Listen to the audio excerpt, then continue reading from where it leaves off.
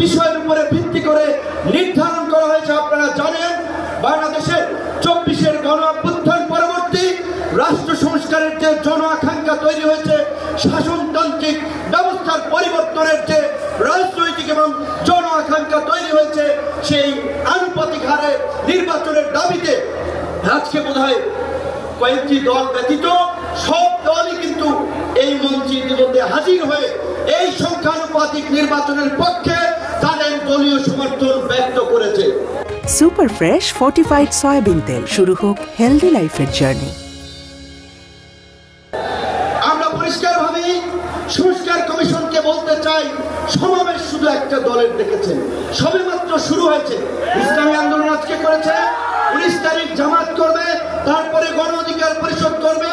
রাষ্ট্র সংস্কার এবং জন আকাঙ্ক্ষার বাস্তবায়নে সমস্ত রাজনৈতিক দলগুলো জনসমাবেশের মাধ্যমে এই সরকারকে তাদের সমর্থন দেখিয়ে দেবে। তাই আমরা বলতে চাই, কোন দু একটি দলের উপরে ভিত্তি করে দু একটি দলের কথায় সংস্কারের নকশায় পরিবর্তন আনা যাবে না। আমি সংস্কার কমিশনে বলেছিলাম, দেশ স্বাধীনের পরে ডক্টর কামাল হোসেন বলেছিল, আমাদের নেতা শেখ মুজিব, আমরা তো তাকে দেখে সংবিধান নির্মাণ করেছিলাম, রচনা করেছিলাম তাকে এম্পাওয়ার করার জন্য। আজকে সংস্কার কমিশনকে বারবার আমরা বলতে চাই, দু একটি দলকে প্রাধান্য দিয়ে বেশিরভাগ জনগণের আকাঙ্ক্ষার বিপরীতে গিয়ে কোন সিদ্ধান্ত বাস্তবায়নের দুঃসাহস দেখাবেন না। আনুপাতিক হারে নির্বাচন হলে সমস্যাটা কি? কোন সমস্যা নাই। প্রধানমন্ত্রীর মেয়াদ 10 বছরের বেশি না থাকলে সমস্যা কি? আমরা অত্যন্ত যৌক্তিকভাবে এই কথাগুলো দফায় দফায় আলোচনায় তুলে ধরছি। কিন্তু পরিষ্কার সংবিধানে এই সংস্কার জাতীয় ঐক্যবদ্ধ কমিশন কেন জানি দু একটি দলের প্রতি পক্ষপাতমূলক আচরণ করছে।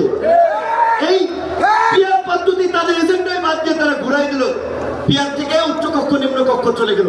উচ্চকক্ষ নিম্নকক্ষ হবে নাকি সমগ্র নির্বাচন পিয়ারের ভিত্তিতে হবে, সেটি রাজনৈতিক ভাবে আগে ঐক্যমত্যে পৌঁছাতে হবে।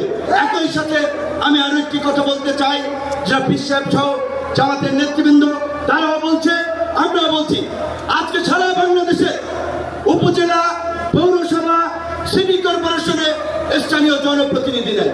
জনগণ চরম দুর্ভোগের শিকার হচ্ছে সেবা পেতে গিয়ে।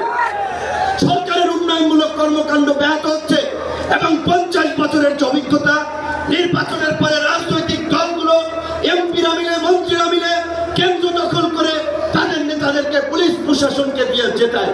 কাজেই এই সরকারের আমলে যেমনি ভাবে জাতীয় নির্বাচন হবে, একই সাথে অনতিবিলম্বে আমরা স্থানীয় নির্বাচন আয়োজনেরও দাবি জানাচ্ছি। সবাই ভালো থাকবেন। আসসালামু আলাইকুম।